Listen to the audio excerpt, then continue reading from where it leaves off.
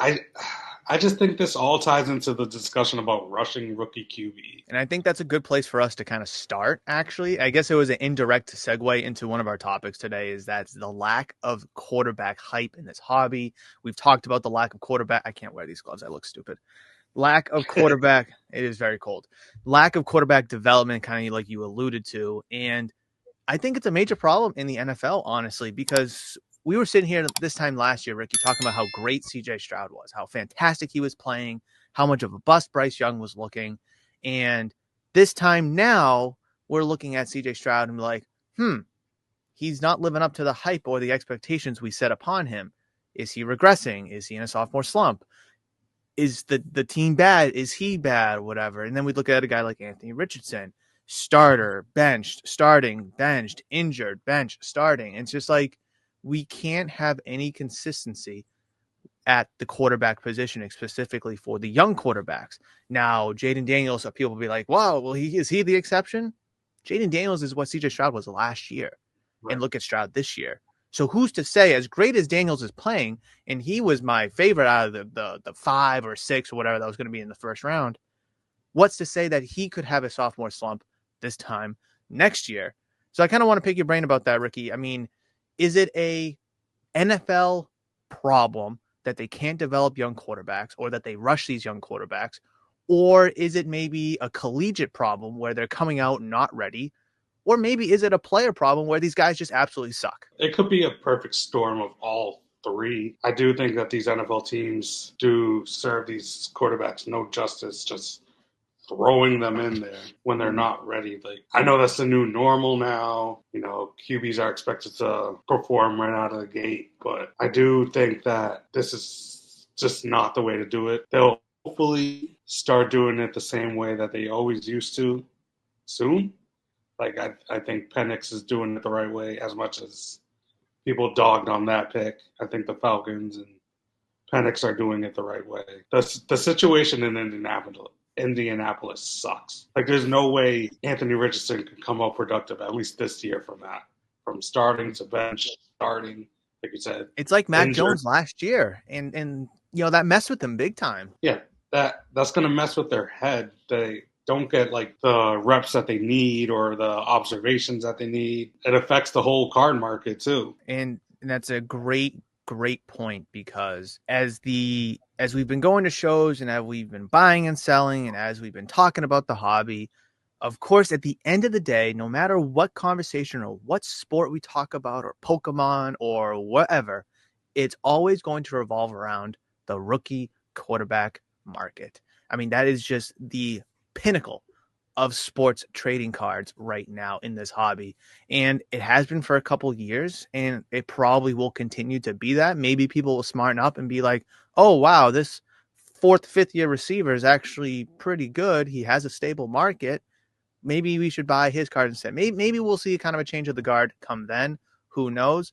But yeah, with the poor play of quarterbacks in recent years, or injuries that quarterbacks have had, or benchings for that matter, or just simply poor performances, it's definitely taken a hit on the market because people, that's all the hobby has really, unfortunately, is rookie quarterbacks. No one cares about running backs, no one cares about wide receivers or tight ends. So when there's nothing to talk about in regards to the quarterback position, it almost seems like there's nothing to talk about in terms of the hobby because all the hype last year, like I already mentioned, was around CJ Stroud. Bijan Robinson was kind of up and down, but he had all the talent in the world. Nobody talked about him. Nobody Mm-hmm. talked about, Devontae Smith when he was coming out, or Jalen Waddle or Kyle Pitts. Yeah, people talked about Jamar Chase, but who cares about his market right now, even though he's the best wide receiver? Justin Jefferson, same thing. So I hope we'll see kind of a changing of the guard towards those kind of players, especially with the inconsistencies we're seeing at the quarterback position, because without the quarterback position, there's nothing that's generating any hype or buzz right now in this hobby. I mean, obviously, other local teams like, maybe basketball teams, baseball if it's in season, hockey if you're in the right market. But yeah, I mean, with these poor playing quarterbacks over the recent years, it feels like there's nothing really to kind of get us excited and juiced up to talk about football cards. Yeah, I mean, when all this goes on, the safe bets are always a good buy, like Mahomes, Josh Allen, Brady. Lamar. Oh, are you talking about Lamar. active guys? Yeah, yeah. Oh, okay. Yeah, Lamar. I mean, is Aaron Rodgers even a safe bet? I mean, he's a Hall of Famer, but he's struggling a little bit. Living in Chicago and Boston really makes me hate that guy. As you should. Kind of like what you mentioned earlier, that Caleb Williams should be the better player. He has the better tools. He has the better talent and the skills. Um, it's just he's not able to put it together. And I mean, we can't blame the team because his team is significantly better than what Justin Fields had last year or even the year before. Now, we could pick apart each and every team, look at Bryce Young and the Panthers, look at the Colts and Richardson. I mean, that team is pretty solid. So is it a team issue or is it a Richardson problem?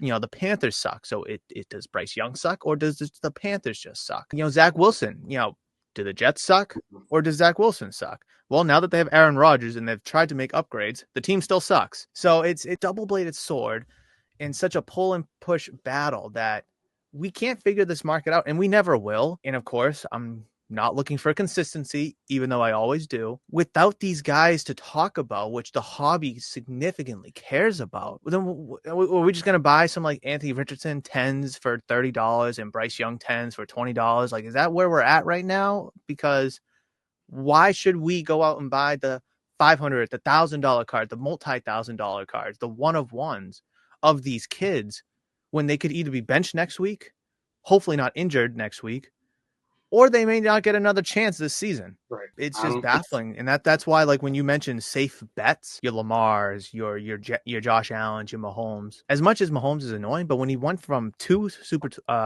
Super Bowl winner to 3, nobody cared. And I feel like we might see the same thing with Lamar because he probably will win MVP if he stays on this track. Goes from a 2-time MVP to a 3. I think his resume and his legacy will significantly jump, especially if he's able to maybe make it to a Super Bowl. But in terms of the card market, what is that really going to do? Because he's no longer a rookie. Who cares, right? I mean, isn't that kind of like where we're at? If he's not a rookie, who cares? Right. No, yeah. The card market wants the next Lamar Jackson, not Lamar Jackson. Yeah. I mean, we wanted the next guy, so we got it in CJ Stroud. Now CJ Stroud is old news, having a small slump, and now we're on to the next CJ Stroud, and that's Jayden Daniels. And when Jayden Daniels is no longer a rookie, everyone's going to be buying the next Jayden Daniels, whether that's Shedeur Sanders, Jalen Milroe, or whoever. That's just a cycle. It's the same thing in baseball. I don't know. I don't know if it's the same magnitude. I just don't get it. Like prospects? Yeah, like everyone wants the next Mookie Betts or Freddie Freeman or whoever else. Why not? I mean, I would consider it's probably the same thing. I mean, maybe I would say, I mean, it's apples and oranges, but for baseball perspective, I'd say it's on a similar magnitude because 3 years ago, we were talking about Julio Rodriguez and Bobby Witt. Okay, now they're no longer rookies. Who are we talking about? We're talking about Jordan Walker, Anthony Volpe, Ellie De La Cruz gets called up. Okay, now they're no longer rookies. Who's the next guy? Jackson Holiday gets called up. Paul Skeens gets called up. And now that they're no longer going to be rookies, who's the next guy?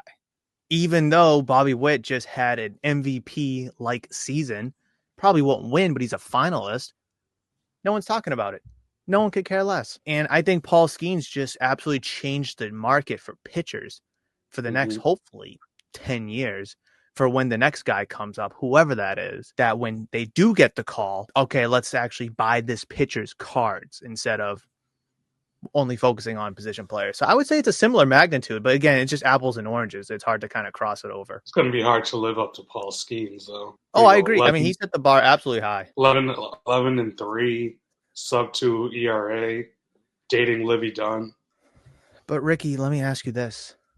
What if he stinks next year or regresses? There's going to be games where he gets lit up. He's going to give up 7 runs in 2 innings. It's going to happen. There's going to be a game where he can't even get out of the first inning. It just happens. He's going to get Tommy John. Yeah, and that too. I mean, all these pitchers nowadays get Tommy John because all they care about is throwing 100+ and the spin rate. Yeah, it's almost inevitable that he's going to get it. I don't. This isn't me praying it on him. I really hope it doesn't happen. Going all the way back to the beginning of the year with our Jackson Holiday conversations, like I kept saying, what if he gets called up and he stinks? I never wanted him to stink, but he got called up and he did stink. And that absolutely broke the hobby for a while because he was 1 for 40 something, got called down, And people didn't know what to do with these multi-$1,000 cards that they bought in, because these cards now lost all this value because the player on the card went 1 for 40 whatever, and then he got demoted back to AAA, never to be seen for another 3 months. So people just need to be cautious with what they buy. And again, this kind of circles back to our countless investment conversations and such. But when it comes to these players, these young players, we are setting the expectation in the bar so high. I look at a guy like Wemby. Again, let's cross over to another sport. He lived up to the expectations. He lived up to the hype. Dude got his own damn set from Topps. I mean, what more can you want from the guy? But what if he does put on muscle and he's not the same player? What if he does hurt himself? What if he does go on a slump? Or teams figure him out how to slow him down? Then what? I mean, this draft class sucks for basketball. I mean, all these rookies are terrible. So it's not like we can just go from Wemby to the next. Like we can go from Stroud to Daniels. Wemby just dropped 50 last night. So I mean, listen. I mean, he's definitely doing okay. He's still going strong. Well, I'm glad, because I'm going against him in fantasy. So the guy who has him locked him in at the beginning of the week, so he won't get the 50-point bomb on me. So you bailed out.